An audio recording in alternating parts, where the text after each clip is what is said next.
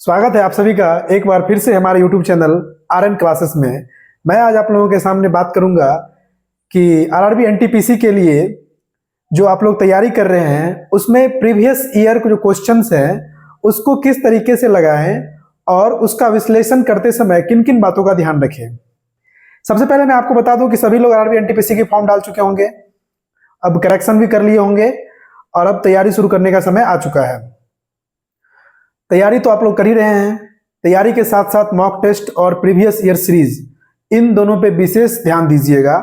Mock test तो compulsory है, वो लगाना ही है मॉक टेस्ट, बट जो प्रीवियस ईयर क्वेश्चंस है उसको भी लगाना जरूरी है ताकि आपको इससे ये पता चल सके कि जो क्वेश्चन जीएस का हो या रीजनिंग का हो या मैथ्स का हो वो आरआरबी किस तरह से पूछता है या उसका पैटर्न क्या है।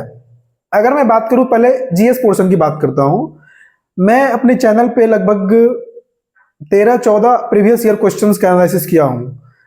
एनालिसिस करने से पहले मैं उस सेट का पूरा विश्लेषण करता हूं, तो मैंने ये पाया है कि रेलवे जो है वो 7 दिन या 6 दिन तक एक पैटर्न फॉलो किया, फिर अगले 6 दिन तक एक पैटर्न फॉलो किया है। मतलब उसका फिक्स कोई पैटर्न नहीं है। आपको ऐसा नहीं कह सकते कि फर्स्ट डे का एग्जाम में जो क्वेश्चन का पैटर्न रहा वो 5th डे या 6th डे होगा, बिल्कुल नहीं। अब ऐसा क्यों मैं बता रहा हूं। दिसंबर के जो 6-7 शिफ्ट थे उसमें करंट का क्वेश्चन 6 से 7 आ रहा था। जनवरी का जो अभी 5, 6, 7, 8 का जो टेस्ट सीरीज का विश्लेषण कर रहा हूं इसमें करंट का क्वेश्चन लगभग 12 से 14 क्वेश्चन आ रहा है। 12 से 14 क्वेश्चन करंट का आ रहा है। सोचिए कितना अधिक वेटेज है करंट का। करंट अफेयर्स वो भी 2019 का करंट पूछ रहा है आपसे। एग्जाम कब हुआ? दिसंबर 2020 में और जनवरी 2021 में, लेकिन करंट का जो क्वेश्चन आ रहा है वो 2019 का आ रहा है। 20 का तो करना भी है, 19 का भी पूछा गया उसमें।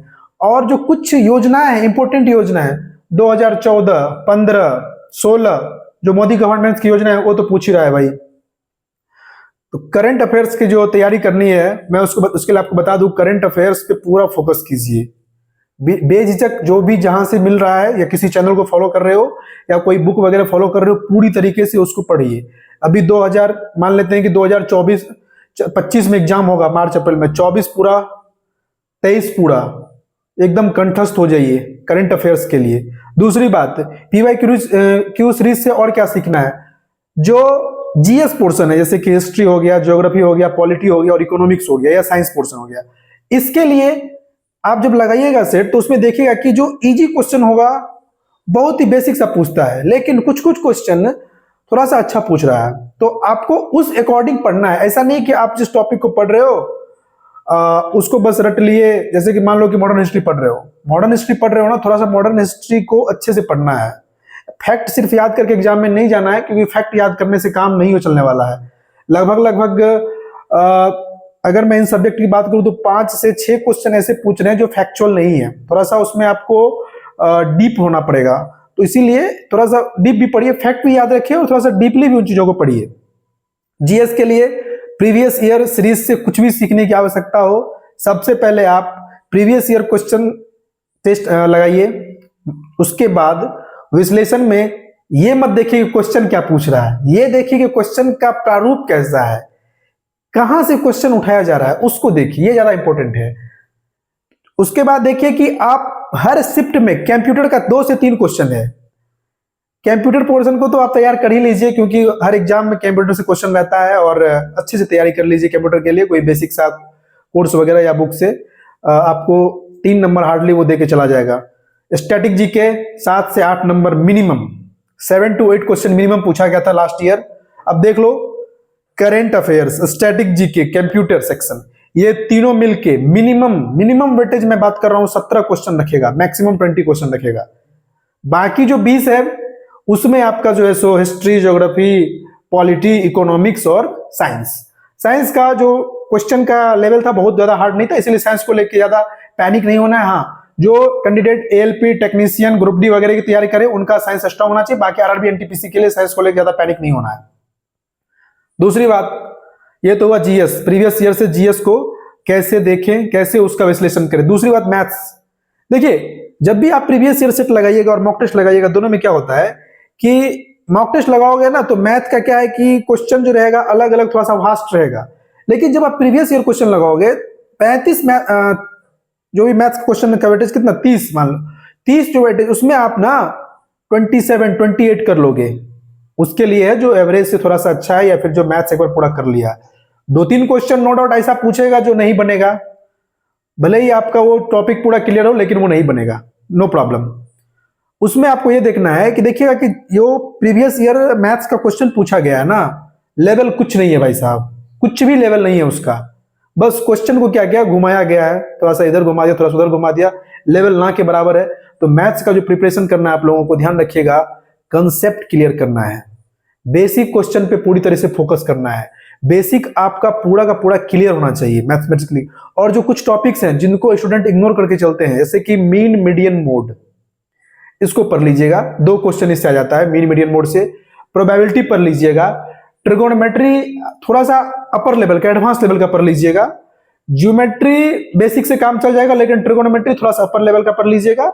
उसके बाद मीन मीडियन मोड, प्रोबेबिलिटी, बाकी आप जो है सो जो आपका नॉर्मल है अरिथमेटिक पोर्शन, वो आप रिवीजन से कर सकते हैं। And the last point is reasoning. Reasoning का क्या है, बहुत सारे कैंडिडेट्स रीजनिंग में मार खाते हैं, और रेलवे इसलिए रेलवे में मार खा जाते हैं क्योंकि इनका जो क्वेश्चन का पूछने का पैटर्न है वो बहुत ही तगड़ा है भाई साहब। तगड़ा इसलिए है, मैं अभी रीजनिंग का जो एनालिसिस कर रहा था सेट्स में, इसमें क्या होता है कि जो वर्बल रीजनिंग है, इतना बड़ा पजल रहेगा, सिटिंग अरेंजमेंट रहेगा, क्वेश्चन एक रहेगा उससे। अभी क्या है कि जो लड़के बैंकिंग की तैयारी कर रहे हैं उनका तो मैं मानता हूं कि रीजनिंग बहुत तगड़ा होगा, वो आसानी से कर लेंगे। जो कैंडिडेट सीजीएल की कर रहे हैं या रेलवे की तैयारी कर रहे हैं, उनका रीजनिंग का जो लेवल होता है वो उस लेवल का नहीं होता जो पजल सॉल्व करे, सिटिंग अरेंजमेंट सॉल्व करे, या थोड़ा सा पजल में भी जो डिफिकल्ट टाइप का पजल होता है उसको सॉल्व करे। आपको मैं इस चीज का आश्वासन देता हूं, आप प्रीवियस ईयर क्वेश्चन इसलिए भी लगाइए ताकि आपको रीजनिंग का लेवल पता चल सके। मैं दावे के साथ कह सकता हूं, जो कैंडिडेट प्रीवियस ईयर क्वेश्चन लगा रहे होंगे और उसका रीजनिंग सॉल्व कर रहे होंगे, उनको पता होगा कि रीजनिंग का क्या लेवल है। मैं ये नहीं कह रहा हूं कि रीजनिंग बहुत ही डिफिकल्ट है, बट एक अच्छा क्वेश्चन पूछा जा रहा है रेलवे में रीजनिंग से, पूरे रीजनिंग सेक्शन से। आपका सिटिंग अरेंजमेंट क्लियर होना चाहिए, ब्लड रिलेशन क्लियर होना चाहिए, सिलोगिज्म क्लियर होना चाहिए, स्टेटमेंट एंड कंक्लूजन क्लियर होना चाहिए। स्टेटमेंट एंड जो होता है कि जो स्टेटमेंट दिया हुआ है और नीचे में दिया रहेगा कौन सा इसमें इम्प्लिसिट करता है। उसके बाद आपका पजल में जैसे कि 4-5 कैरेक्टर होंगे, उसका कोई बिजनेस होगा, वो किसी शहर से बिलोंग करते होंगे, इस टाइप का क्वेश्चन पूछेगा। बस उसको पजल को सॉल्व करने में लगेगा 3 मिनट, क्वेश्चन पूछेगा उससे एक। डाटा सफिशिएंसी पूछेगा। इसीलिए रीजनिंग पोर्शन को बहुत अच्छे से क्लियर करना है। मैं ऐसा इसलिए कह रहा हूं कि जीके जीएस का कोई भरोसा नहीं है, अगर निकल गया तो निकल गया, नहीं निकला तो 20-25 पे अटक जाओगे। मैथ रीजनिंग ही ऐसा है जो आपको निकाल सकता है एनटीपीसी में। जैसा कि आप जान रहे हो कि इस बार की एनटीपीसी की जो सीट संख्या है, वैकेंसी बहुत कम है, तो कटअप अधिक जाने के चांसेस हैं। इसीलिए आप करो क्या, प्रीवियस ईयर सेट्स के सारे रीजनिंग को कर लीजिए। मैं आपको ये इंसिस्ट कर रहा हूं कि प्रीवियस ईयर सेट्स के सारे रीजनिंग को करिए। वैसा रीजनिंग जो आप करोगे ना, उसमें आप 30 क्वेश्चन करोगे ना, 25 आसानी से बन जाएगा, 5 क्वेश्चन आपको हिलाएगा। वही तो, उसी में तो दिमाग को खपाना है, क्योंकि वहीं तो सिलेक्शन होना है। इसीलिए रीजनिंग प्रीवियस ईयर सेट्स का कंपलसरी कर लीजिए, मैथ छोड़ दीजिए, नो प्रॉब्लम। जीएस इसीलिए मैं कह रहा हूं प्रीवियस ईयर करने के लिए, आपको उसका पैटर्न का पता चल सके कि भाई साहब का पैटर्न क्या है, भाई साहब कहां से कितना क्वेश्चन पूछ रहा है। इससे क्या होगा कि आप बेटर अनुमान लगा सकते हो। इस वीडियो में इतना ही। तो इस वीडियो में मैंने आपको बता दिया कि प्रीवियस ईयर क्वेश्चन से किस तरीके से आप मदद ले सकते हैं, अपने एनटीपीसी की तैयारी को किस तरीके से उसको और प्रोग्रेस कर सकते हैं। मिलते हैं किसी न किसी वीडियो में, किसी न किसी टॉपिक के साथ। तब तक के लिए गुड नाइट।